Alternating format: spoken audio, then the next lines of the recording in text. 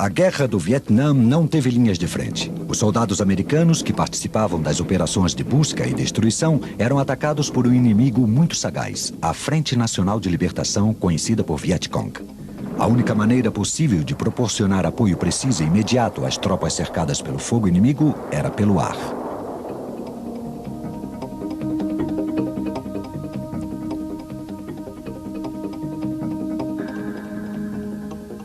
Tudo sobre aviões de combate. Apoio de fogo no Vietnã.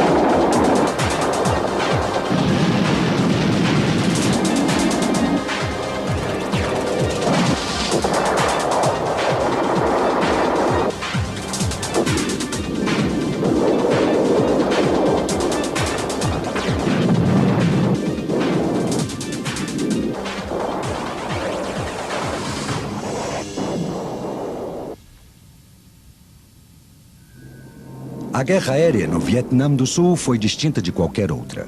O maior poderio militar e econômico do mundo, os Estados Unidos da América, enfrentou um inimigo astuto e bastante motivado. Era difícil distinguir a guerrilha Vietcong do resto da população. E, além disso, os guerrilheiros levavam a vantagem por combater no seu próprio terreno.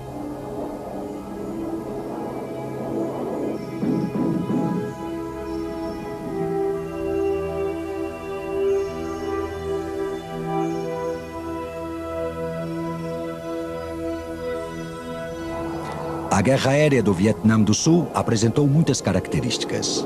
Os aviões envolvidos no conflito eram bombardeiros com motor de pistão da Segunda Guerra Mundial e caças a reação supersônicos com velocidade Mach 2. Suas missões mais importantes eram prestar apoio às tropas em contato direto com o inimigo, destruir os redutos básicos do Vietcong, defender as bases americanas e sul-vietnamitas e bloquear a ajuda comunista por terra e por mar.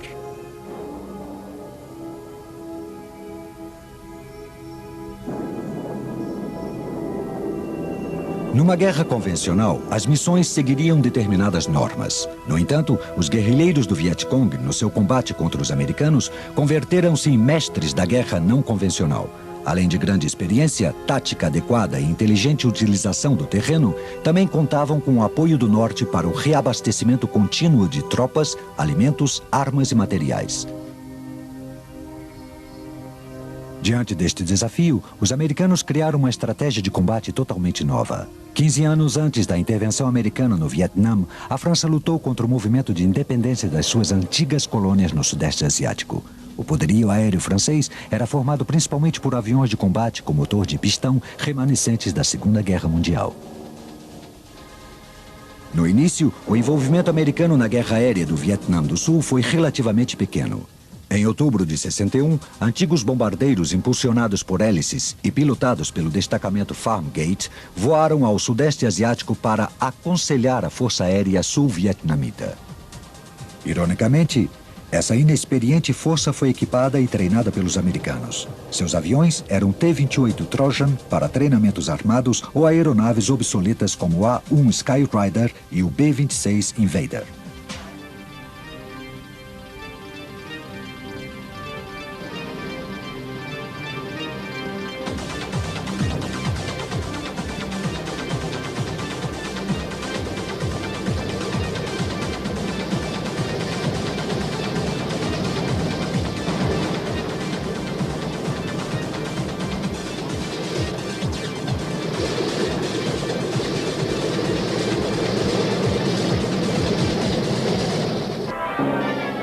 O destacamento Farmgate foi apropriadamente chamado de o primeiro grupo de comandos da Força Aérea Americana. Seus aviadores foram os primeiros americanos que entraram em combate no Vietnã, um conflito definido pelos americanos como guerra contra a sublevação.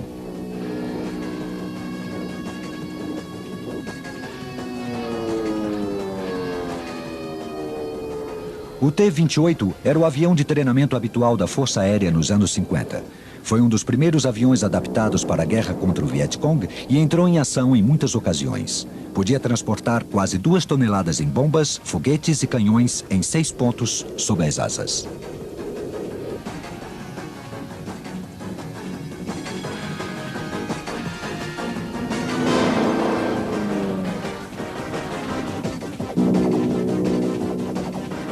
Outro avião deslocado no início da guerra foi o bombardeiro Invader.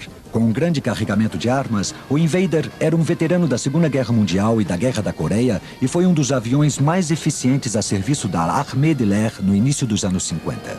Os comandos aéreos norte-americanos operaram com 20 exemplares do Invader em 3 bases até 1964, quando foram aposentados pelo desgaste das asas. 2 anos depois, o Invader reapareceu no Vietnã. Operando desde Nakhon Phanom, na Tailândia, realizava missões noturnas de interdição da rota utilizada para abastecimento pelos norte-vietnamitas. Nesta época, um apoio típico às tropas foi a ação realizada no final de novembro de 1963. Uma emboscada do Vietcong contra 2 postos avançados na província de An Chu Yen foi frustrada pelos aviões americanos e sul-vietnamitas em diversos ataques a baixa altitude e a pouca distância das tropas amigas.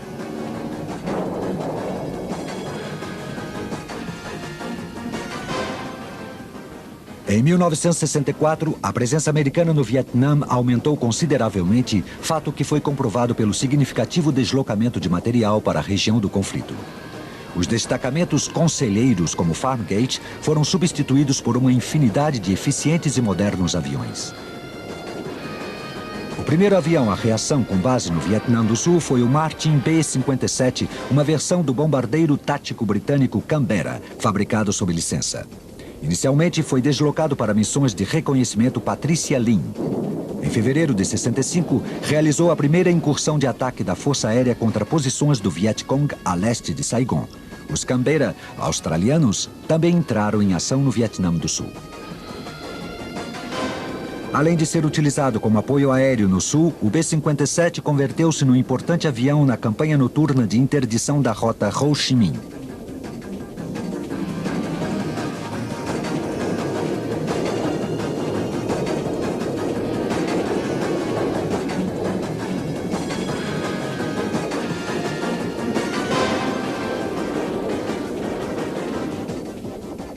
Pouco depois, a Força Aérea Americana deslocou aviões mais rápidos para combater no interior do Vietnã do Sul. No final de 1965, essa força contava com 11 esquadrões operacionais em 4 bases distintas. Um deles era a unidade de F-5 Freedom Fighter, que realizava uma avaliação dos combates sob o código Scotch Tiger. Apesar de possuir raio de ação e capacidade de armazenamento de bombas inferiores aos outros aviões da Força Aérea Norte-Americana, o F-5, projetado como um caça ligeiro e econômico, foi o primeiro caça à reação da Força Sul-Vietnamita a entrar em serviço em junho de 1967. As 140 aeronaves compradas foram utilizadas principalmente como caça-bombardeiros.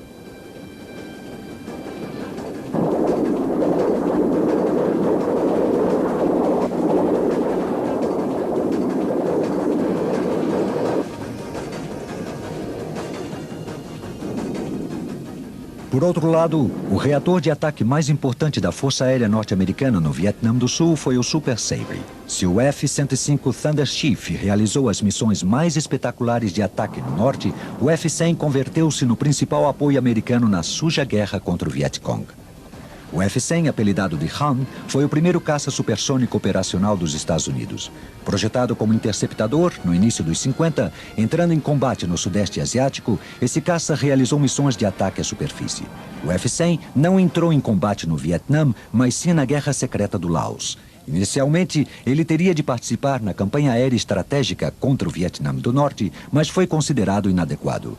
Sua função principal foi a de reator de ataque como apoio às tropas norte-americanas no sul, onde a ameaça da defesa aérea era muito menor.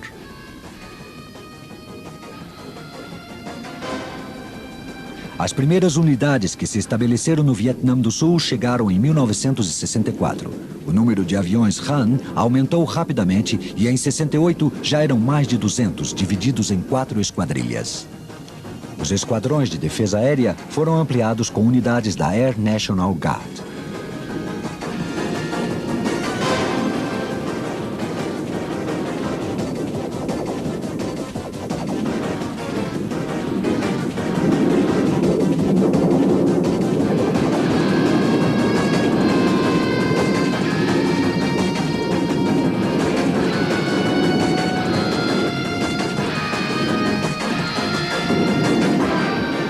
Após 8 anos ativo e tendo realizado mais missões que qualquer outro avião americano, o F-100 foi retirado do Vietnã em 1971. Em 69, os Han realizaram cerca de 53 mil saídas de combate, enquanto os Phantom apenas realizaram 20 mil.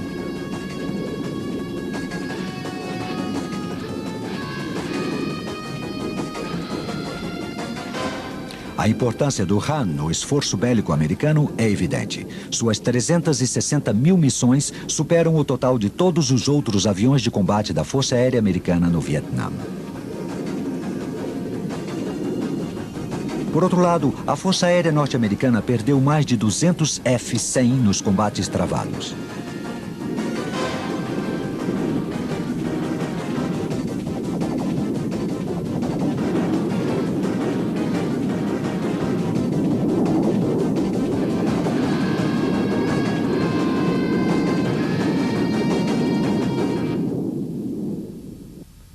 O Skyrider foi um dos aviões mais versáteis e valiosos da Guerra no Sul.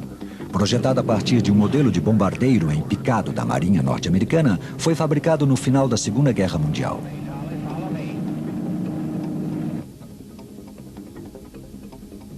O Skyrider, pilotado pelos comandos do ar da USAF e pela Força Aérea Vietnamita, foi o avião de combate mais importante no início dos 60. Era um avião tão antigo e lento que foi apelidado de Spad, nome de um caça da Primeira Guerra Mundial. Mas o Skyrider tinha qualidades que os rápidos e modernos aviões não podiam igualar. Armado com 4 canhões de 20 milímetros, também podia transportar uma grande variedade de carga de armamentos.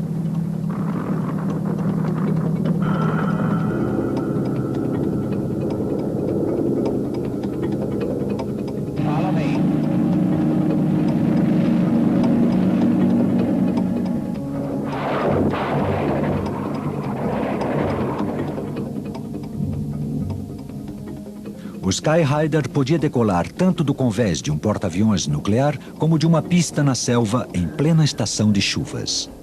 Um piloto veterano declarou que com o Skyrider podia disparar a 15 metros de distância. Podia também permanecer no ar por 5 ou 6 horas, mantendo o inimigo sob fogo cerrado e ainda operar num clima desfavorável aos reatores.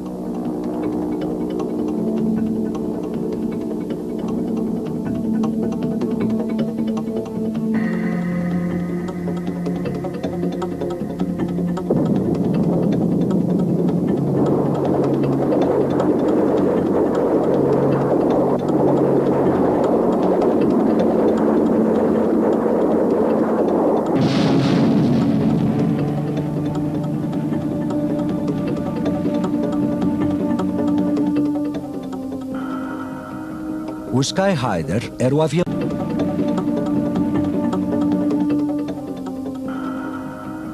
O Skyrider era o avião ideal para a missão de resgates dos pilotos derrubados. Com frequência, atuava sob fogo cerrado e em qualquer lugar. O veterano Skyrider, de codinome Sandy, operava com os helicópteros de resgate Jolly Green e coordenava os salvamentos. Guiados por transmissores de rádio, os helicópteros de resgate se aproximavam do ponto de salvamento. Enquanto isso, o Sandy disparava sem interrupção para dar cobertura aos helicópteros de resgate. Os Skyrider, cobrindo a retirada, eram os únicos a se distanciar da área de perigo. Durante todo o tempo, suportavam o fogo inimigo.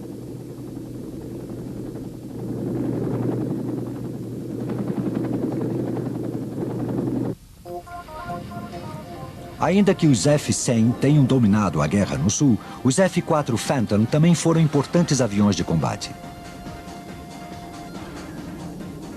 Famoso como destruidor de caças MiG como avião de ataque no Vietnã do Norte, o multifuncional F-4 foi também muito utilizado na ar-superfície.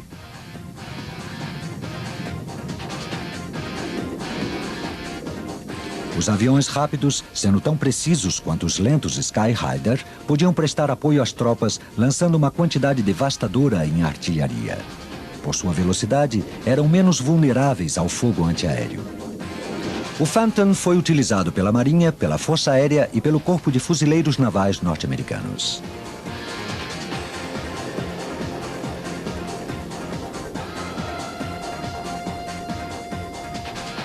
No auge do fogo cruzado, entre 1968 e 1972, foi utilizado quase que exclusivamente no ataque à superfície. Na metade dos anos 70, era o avião tático dominante na guerra, substituindo como principal avião de ataque aos F-105C no norte e aos F-100 no sul.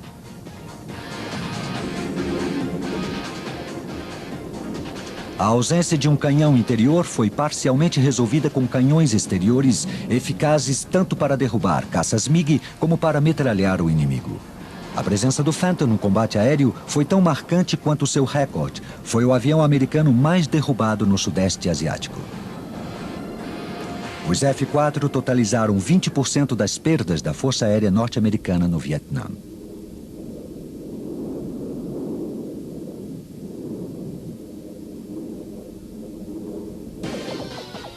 Outro avião que entrou em ação no norte e no sul do Vietnã foi o Skyhawk. As esquadrilhas aéreas da Armada, deslocadas em águas do Sudeste Asiático, passavam a primeira parte do cruzeiro treinando na estação de Dixie antes de realizar missões de apoio no sul e mais tarde no norte. Operando das bases de Chu Lai e Da Nang, os Skyhawk também davam à infantaria da Marinha o seu próprio apoio aéreo. Seu rendimento foi afetado pelo calor e pela umidade no Vietnã, necessitando da ajuda de foguetes para poder decolar totalmente carregado das pequenas pistas de decolagem.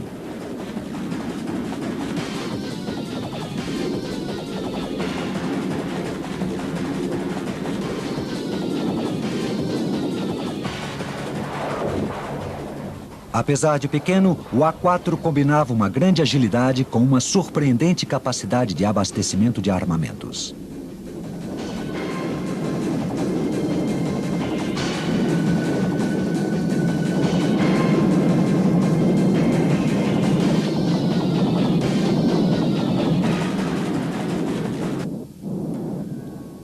Contrastando com o tamanho e o poder de fogo do A-4, estava o B-52 Stratofortress. Um dos aspectos mais controvertidos da guerra no Sudeste Asiático foi a utilização dos gigantescos B-52 no combate à sublevação do Vietcong.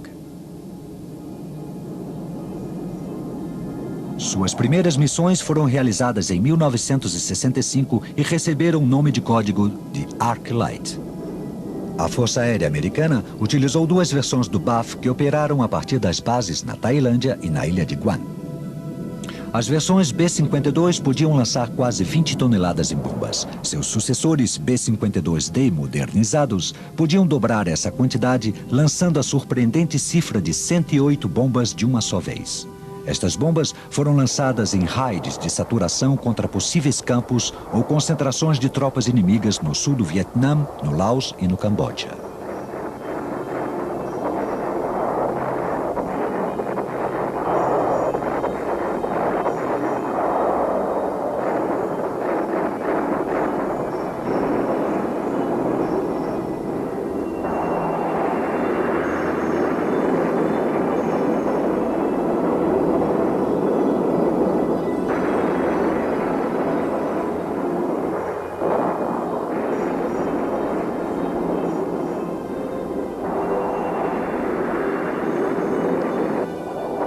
Por sua aterradora capacidade, o B-52 era mais temido pelo Vietcong que por outro avião. Voando a grande altitude para não ser visto nem ouvido, quando atacavam de surpresa, os BAF tinham o efeito de um terremoto. Quando atacavam alvos, como os soldados que cercavam a base da Armada em Khe Sanh, seu efeito era devastador.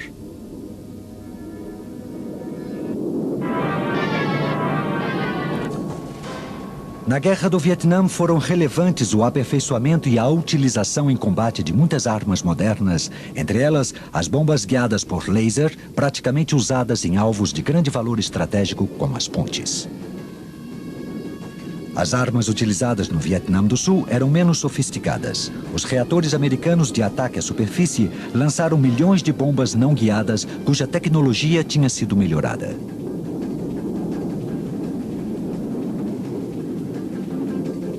Os ataques a baixa altitude foram realizados graças às aletas de atraso das bombas Snake Eye, que permitiam aos aviões atacantes escapar antes da explosão.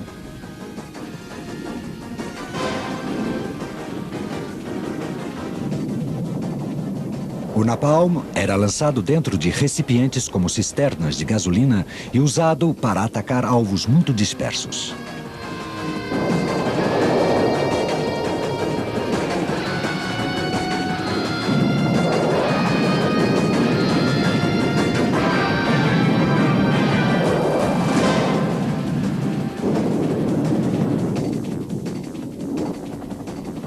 Outra alternativa de ataque foi a utilização de foguetes com cabeças explosivas, anti-blindagens e antipessoais.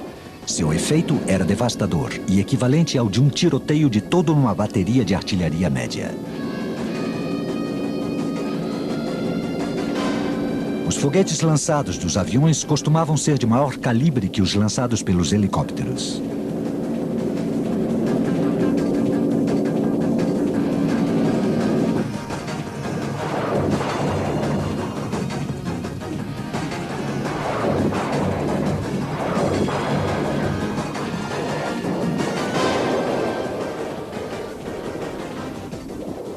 Os canhões foram utilizados para metralhar. A maioria dos aviões, com exceção dos primeiros F-4 Phantom, tinha 2 ou até 4 canhões incorporados de 20 milímetros. Os aviões de ataque do Sul foram conhecidos como os que avançam pelo barro, já que atacavam num voo rasante em que podiam praticamente ver os olhos do inimigo. A guerra aérea contra o Vietcong foi sobretudo uma luta a curta distância.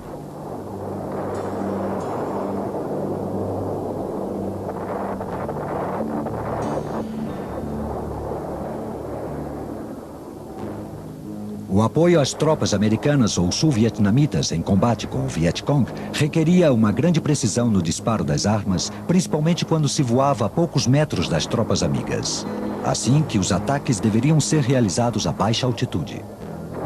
O perigo era grande. Esse tipo de ataque deixava os caças americanos ao alcance dos comunistas que, ainda que não possuíssem um armamento avançado como os mísseis guiados, disponiam de armas pequenas, porém eficientes.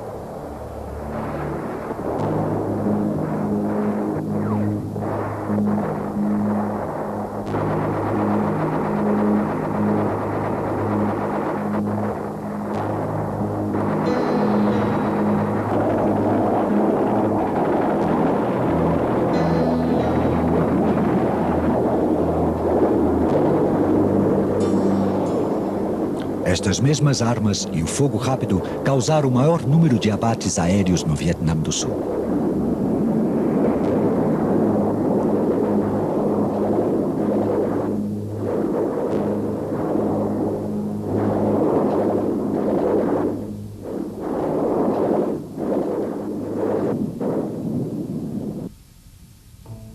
A maioria das provisões do Vietcong chegava através da rota Ho Chi Minh, um labirinto de caminhos pelas florestas do Laos, do Camboja e das regiões fronteiriças com o Vietnã do Sul. A Força Aérea Americana gastou muitos esforços tentando cortar este abastecimento.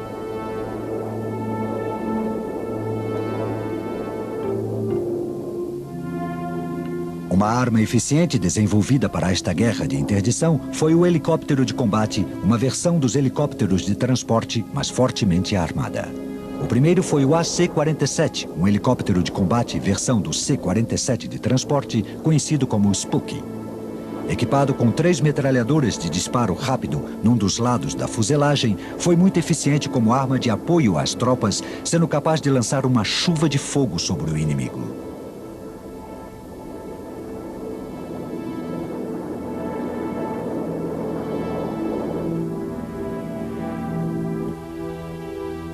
Detectar um alvo móvel sob a espessa selva era uma tarefa bastante difícil para os reatores de grande velocidade. E atacá-lo, ainda mais. A solução foi o controlador aéreo de avanço, o FAC. Voando a baixa altitude e pouca velocidade sobre o campo de batalha e exposto ao fogo inimigo, a missão do FAC era conhecer perfeitamente todos os vales e colinas da zona designada.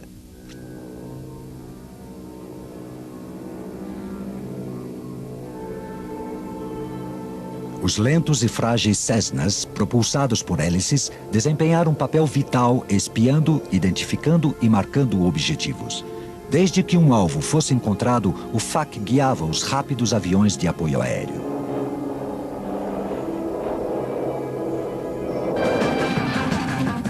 Os aviões táticos podiam ser armados e decolar poucos minutos depois de uma chamada que pedisse apoio aéreo. Com bases ao longo de todo o Vietnã do Sul, as tropas americanas podiam confiar num rápido apoio aéreo.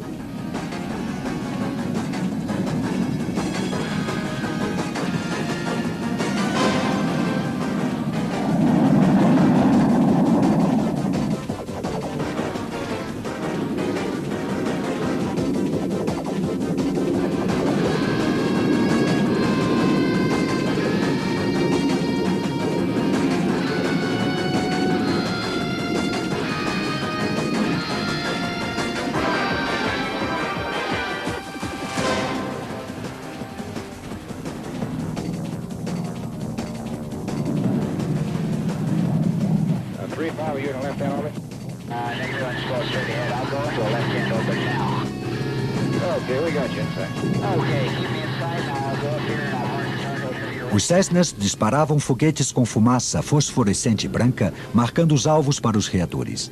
Ninguém esperava que o FAC atingisse o alvo, mas ele podia usar a fumaça para indicar a posição. Ninguém esperava que o FAC atingisse o alvo, mas ele podia usar a fumaça para indicar a posição precisa aos pilotos dos caças. A missão do FAC era uma das mais perigosas da guerra e muitos foram abatidos. Mas, com frequência, salvaram tropas amigas com as quais o contato tinha sido perdido.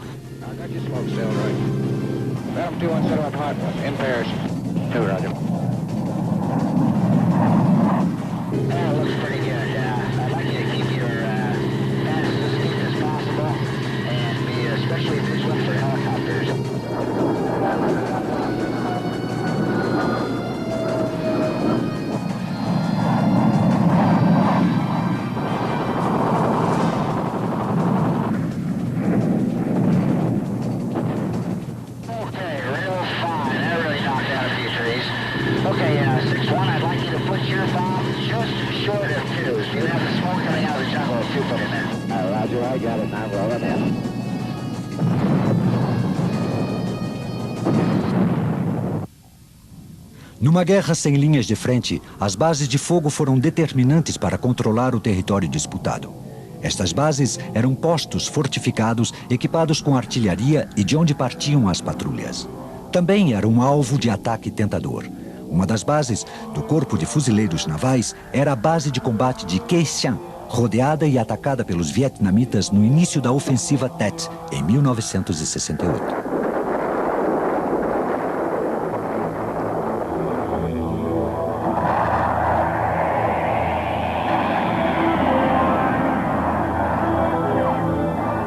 Khe Sanh estava encravada na selva controlada pelos vietnamitas, os quais fecharam o cerco ao redor da base.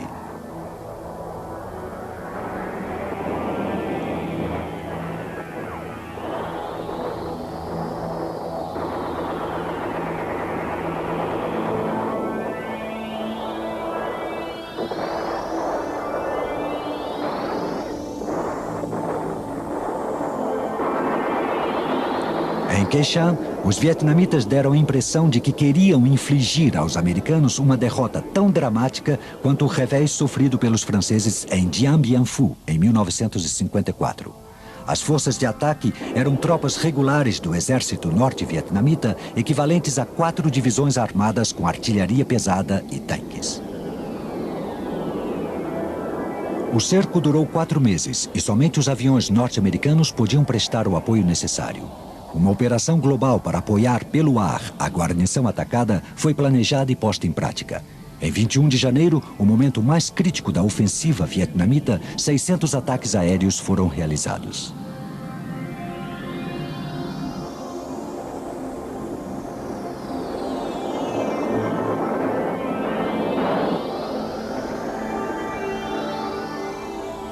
Sob um intenso fogo aéreo e mau tempo, todos os esforços eram feitos para reabastecer e resgatar os soldados feridos.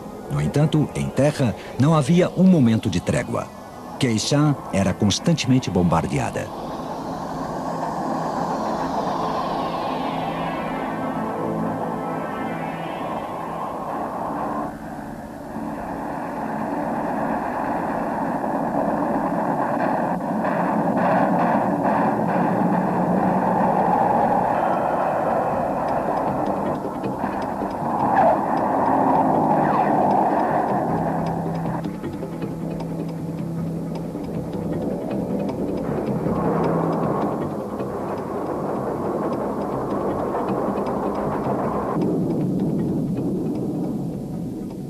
Enquanto as provisões chegavam em avião, os Voodoo e outros aviões de reconhecimento da Força Aérea Americana recolhiam informação precisa sobre as posições inimigas para os posteriores ataques táticos dos aviões de ataque da Marinha e do Corpo de Fuzileiros.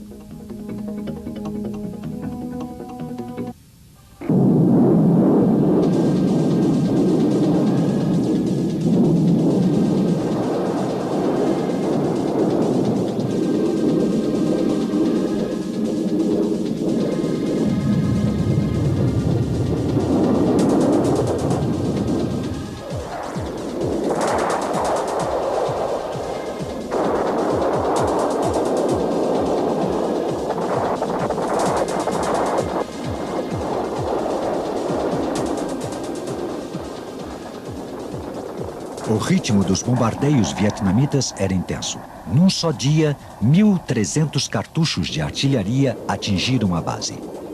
A pista de voo era o principal alvo do inimigo, sofrendo o ataque constante da artilharia e dos morteiros vietnamitas. Para decolar, os transportes enfrentavam as explosões dos obus.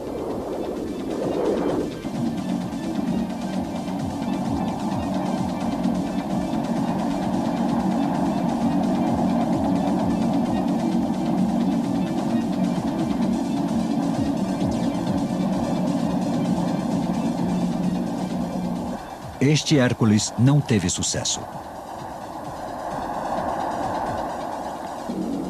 Quando o perigo aumentou, os transportes lançaram as provisões por paraquedas.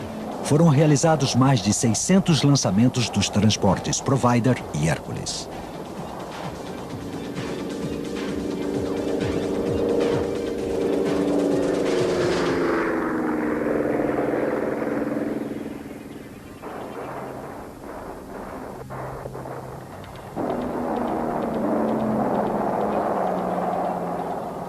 Os ataques aéreos norte-americanos continuaram. A arma mais terrível até então utilizada foi o B-52. Um soldado americano descreve o ataque. O ataque Arclight dos B-52 foi realmente assombroso. Não era possível ver os outros aviões. Tudo o que se via era um ar destruído pelo fogo vietnamita. O chão tremia sob os pés e sentíamos saltar no ar. Não sabíamos nem onde estavam os aviões. Os norte-vietnamitas tinham escavado uma rede de bunkers, trincheiras e túneis ao redor de Khe Sanh, destruída pelos ataques diários dos Buff.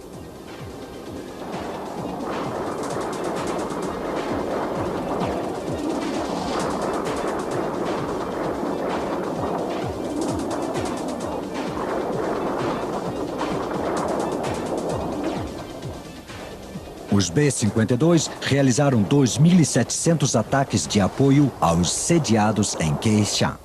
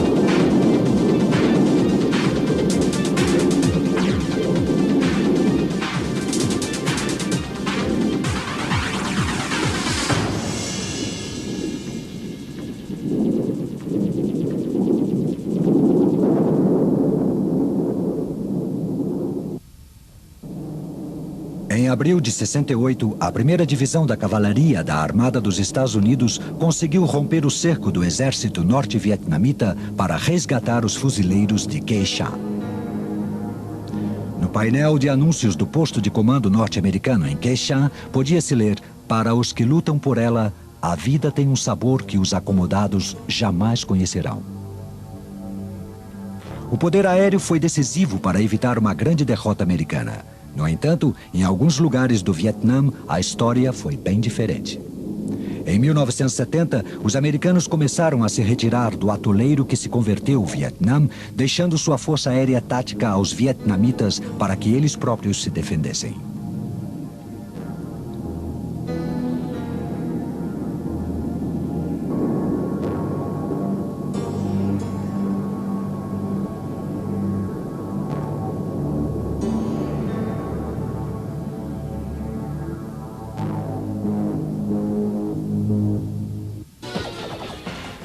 Tanto no primeiro deslocamento Farm Gate, em 1961, como na grande operação de apoio a 500 mil de soldados no Vietnã do Sul e ainda na retirada dos últimos aviadores americanos em 1972, o poder aéreo tático desempenhou um papel-chave na Guerra do Vietnã do Sul.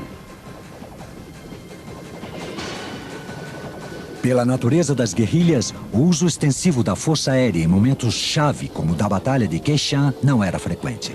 Ao contrário, as maiores realizações conseguidas pela Força Aérea no Vietnã do Sul foram em escala local, principalmente o eficiente apoio às tropas submetidas ao fogo inimigo.